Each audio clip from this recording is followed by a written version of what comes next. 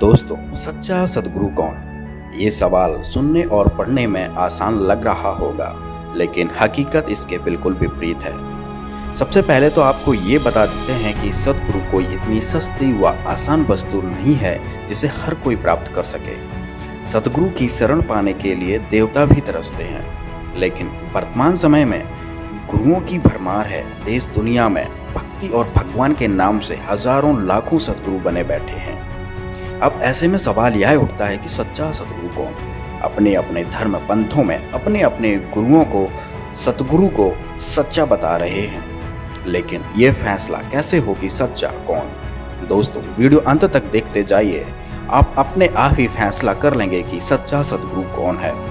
तो सबसे पहले आपको हम ये बता देते हैं कि सच्चा सद्गुरु कौन होता है और मानव देहधारी प्राणियों को सद्गुरु की आवश्यकता क्यों होती है। सद्गुरु वह अनमोल खजाना होता है जिसे प्राप्त करके मानव हमेशा हमेशा के लिए अमर हो जाता है।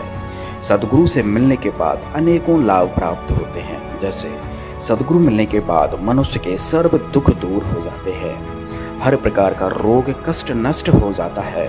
सद्गुरु शरण ग्रहण करने के बाद मनुष्य सर्व सुखी हो जाता है। सद्गुरु ही है जो मोक्ष कराता है। सद्गुरु उम्र भी बढ़ा सकता है। सद्गुरु मुर्दे को जिंदा भी कर सकता है। सद्गुरु मिलने से मनुष्य का अंधविश्वास पाखंड खत्म हो जाता है। सभी प्रकार की बुराइयां दूर हो जाती हैं। सद्गुरु 84 लाख योनियों में से जाने से बचा लेता है। सद्गुरु के ऐसे कितने गुण गाएं। कबीर साहब जी ने कहा है कि 7 समुद्र की मसी करूं, लेखनी करूं बन राय, धरती का कागज करूं, गुरु गुण लिखा न जाए। कहने का तात्पर्य है कि सद्गुरु मिलने के बाद मनुष्य को अनेक लाभ होते हैं जिसकी महिमा भी नहीं की जा सकती। अब हम विचार ये करेंगे कि क्या हमारा गुरु सच्चा है तो आपको इस तरह से कोई लाभ प्राप्त हुआ है कि आपकी बुराइयां दूर हुई हैं, क्या आपको सुख मिला है? दोस्तों, आप हमें कमेंट बॉक्स में ज़रूर बताएं। दोस्तों, अब हम आपको बताएंगे कि सच्चे सद्गुरु की पहचान क्या होती है। वेदों, गीता आदि में पवित्र सद्ग्रंथों में प्रमाण मिलता है कि जब जब धर्म की हानि होती है व अधर्म की वृद्धि होती है तथा वर्तमान के नकली संत महंत गुरुओं द्वारा भक्ति मार्ग के स्वरूप को बिगाड़ दिया गया होता है, फिर परमेश्वर स्वयं आकर या अपने परम संत को भेजकर सच्चे ज्ञान के द्वारा धर्म की पुनः स्थापना करता है। और इसकी पहचान यह बताई है कि वर्तमान धर्म गुरु उसके विरोध में खड़े हो जाते हैं, राजा प्रजा को गुमराह करके उस पर अत्याचार करवाते हैं। सच्चे सद्गुरु की पहचान में कबीर साहब जी ने बताया है कि जो मम संत सत उपदेश दृढ़ावे, वाके संग सब राड़ बढ़ावे, अर्थात जो सच्चा सद्गुरु होगा, जो सच्चे ज्ञान को देगा, उसके साथ सभी झगड़ा करेंगे। दूसरी पहचान है कि सच्चे सद्गुरु को सभी धर्म ग्रंथों का ज्ञान होता है। गरीबदास जी अपनी वाणियों में कहते हैं कि सद्गुरु के लक्षण कहूँ, मधुरे बैन विनोद, 4 वेद 6 शास्त्र कहें 18 बोध। अर्थात जो सद्गुरु होगा उसको सभी शास्त्रों का, सभी धर्म ग्रंथों का, जितने भी दुनिया में सद्ग्रंथ हैं, सबका ज्ञान होता है। तीसरी पहचान बताई है कि सच्चा सद्गुरु एक दिन में 3 समय की साधना बताता है।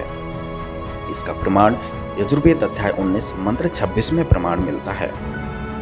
चौथी पहचान बताई है कि जो सच्चा सद्गुरु होगा वो 3 प्रकार के मंत्रों को 3 बार में उपदेश करेगा।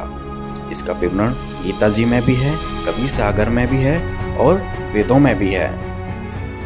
पांचवी पहचान बताई है जो कि सबसे महत्वपूर्ण है और बहुत ही आसान है, जिससे आप नकली और असली की पहचान कर सकते हैं। कबीर साहब जी बता रहे हैं, संतो सतगुरु मोय भावे, जो नैनन अलख लखावे, ढोलत डिगे न बोलत विसरे, सत उपदेश दृढ़ावे, आँखें न मूंदे कान न रूंदे, ना अनहद उलझावे, प्राण पूंज क्रियाओं से न्यारा, सहज समाधि बतावे। अर्थात जो सच्चा सद्गुरु होगा वो किसी भी प्रकार का कीर्तन, नाच गाना, मेडिटेशन, आंख बंद करवाना, कान बंद करवाना, श्वासों के द्वारा क्रियाएं करवाना, ये कुछ नहीं बताएगा। छठवीं पहचान बताई है कि सच्चा सद्गुरु वह होता है जो आपको 2 अक्षरों की जानकारी देता है। जय पंडित तू पढ़िया, बिना 2 अक्षर 2 नामा, प्रणवत नानक एक लंघाए, जे कर सच समावा। तो इधर गुरु नानक जी बता रहे हैं कि जो सच्चा सद्गुरु होगा वो आपको 2 अक्षर की जानकारी देगा। कबीर साहब जी ने भी कहा है कहें कबीर अक्खर दो भाख, होगा खसम तो लेगा राख। ये भी सच्चे सदगुरु की पहचान बताई है। सातवीं पहचान बताई है कि जो गीता अध्याय 15 के पहले श्लोक में लिखा हुआ है, जो इस संसार रूपी उल्टे हुए वृक्ष की संपूर्ण जानकारी दे देगा, वह सच्चा सतगुरु है। सतगुरु की और भी कई पहचान बताई गई हैं, लेकिन अभी हम इन्हीं बिंदुओं के आधार पर सच्चे सतगुरु की तलाश करेंगे। सच्चे गुरु की तलाश में दुनिया भर के गुरुओं की लिस्ट बनाई और उनके समर्थकों के साथ संपर्क साधा। हमारे शास्त्रों में जो सच्चे सतगुरु की पहचान बताई है, वो एक एक से सभी धर्म गुरुओं पर फिट बैठाने की कोशिश की, तो एक महापुरुष को छोड़कर सतगुरु की पहचान किसी पर भी फिट नहीं होती है।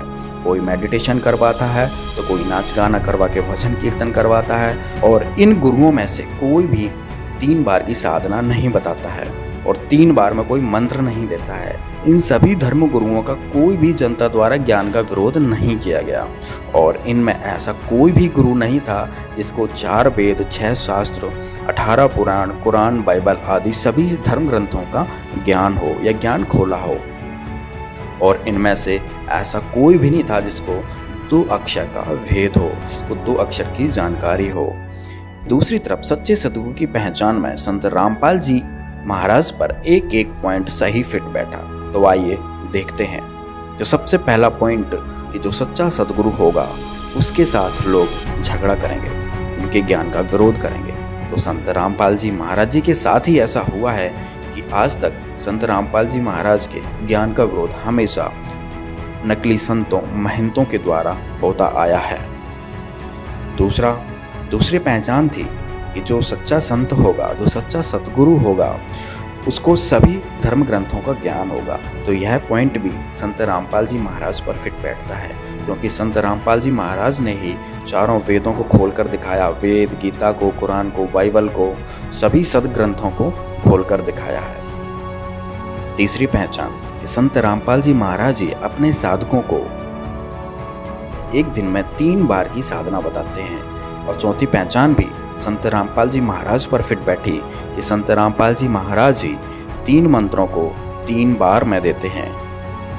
पांचवी पहचान, संत रामपाल जी महाराज ना मेडिटेशन करवाते हैं, ना भजन कीर्तन, नाच गाना करवाते हैं, ना आँख कान बंद करवाते हैं, और ना भी किसी प्रकार की श्वास की क्रियाएं करवाते हैं। वो मंत्रों को देकर एक सहज समाधि, सहज भक्ति बताते हैं। छठवीं पहचान भी संत रामपाल जी महाराज पर सटीक बैठी कि संत रामपाल जी महाराज ने ही अपने साधकों को, अपने भक्तों को, दुनिया को बताया कि जिसके पास 2 अक्षर का मंत्र सतनाम नहीं है, उसका मोक्ष नहीं हो सकता, क्योंकि सतनाम ही है जो मोक्ष में सहायक होता है। सतनाम के बाद फिर सार नाम व शब्द मिलता है।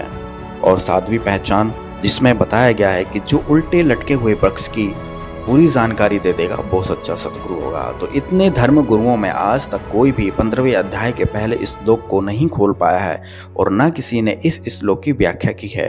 संत रामपाल जी महाराज ने ही 15वें अध्याय के प्रथम श्लोक 1 से लेकर 4 तक सबको खोल के बताया कि उल्टा लटका हुआ वृक्ष कौन है, जड़ कौन है, तना कौन है, पात कौन है। कबीर साहब जी ने भी कहा, अक्षर पुरुष एक पेड़ है, निरंजन वाकी डार, और तीनों देवा शाखा है, ये पात रूप संसार। तो संत रामपाल जी महाराज ने ये भी ज्ञान खोल दिया। तो इससे सिद्ध हुआ कि संत रामपाल जी महाराज ही सच्चे सतगुरु हैं। तो दोस्तों, तो इस पूरी पृथ्वी पर 7 अरब आबादी में केवल संत रामपाल जी महाराज ही हैं जो सच्चे सतगुरु हैं। तो कहते कोटों में दे कोई नहीं रे झूमकरा, अरबों में कोई गर्क सुनो रे झूमकरा। अरबों में, उसमें अरबों में गर्क गरीबदास जी थे, आदरणीय गरीबदास साहिब जी, उसकी कोई सुना नहीं था। अरबों यानी पूरे विश्व में एक कै।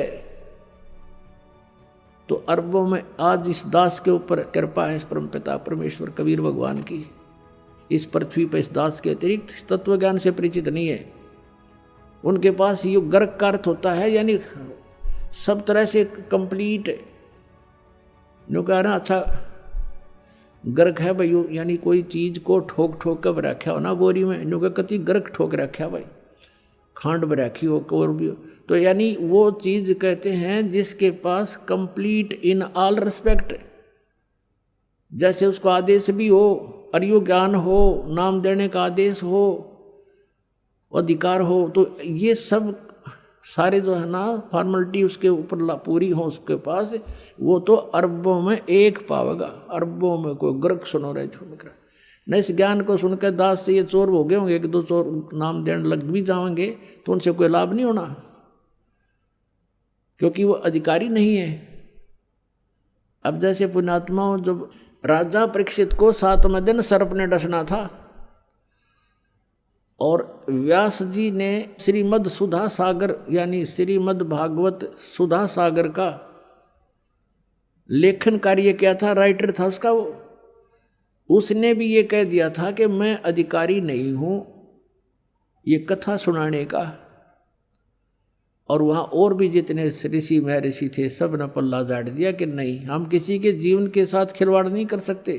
कारण क्या था कि 7वें दिन परिणाम आना था, तो सब ने पीछे हट गए। वो बुद्धिमान थे, ब्राह्मण थे कि नहीं, हम क्यों किसी के जीवन के साथ धोखा करें, हम अधिकारी नहीं हैं कि इसकी जीवन रक्षा कर सके, यानी इसको वो लाभ दे सकें तो इस कथा सुनाने से हो सकता है, पाठ से। तो सुखदेव जी बुलाए गए थे स्वर्ग से उन पांडवों की प्रार्थना से। पांडवों ने अपने पुण्य दिए, क्योंकि वहाँ तो सिक्के पुण्य के चले हैं स्वर्गलोक में, स्वर्गलोक में से उसके आने और जाने का विमान का खर्चा उन पुण्यों का वहाँ से प्राप्त हुआ था उसको पांडवों से। तो यहाँ आकर के उस कहते सुखदेव ने 7 दिन वो कथा सुनाई थी। उस समय ये कहाँ गए थे ब्राह्मण जो आज जगह जगह कथा करते फिरें, कहाँ गए थे ये संत जो आज जहाँ देखा वहीं संत और दुनिया ने गुमराह करें बैठे हैं। तो वो बुद्धिमान थे, समझदार थे, इसलिए उन्होंने ये रिस्क मोल नहीं लिया। और जितना लाभ उस कथा से होना था वो भी सुखदेव जी के मुखारविंद से उच्चारित होने से हुआ, क्योंकि जिसके पास कोई शब्द शक्ति होती है उसी के द्वारा दिए गए वचन से कुछ लाभ हो सकता है। अब जैसे एक